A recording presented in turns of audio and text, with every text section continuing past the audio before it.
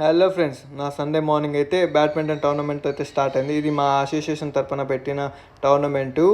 ఈరోజు chief guest వచ్చి additional SP గారు. అడిషనల్ ఎస్పీ వచ్చి ఫార్మాలిటీకి 2 మ్యాచ్లు ఆడేసి వెళ్ళిపోయినాడు. లొకేషన్ విషయానికి వస్తే ఇది పబ్సీ 4 కోర్ట్స్ అయితే ఉన్నాయి.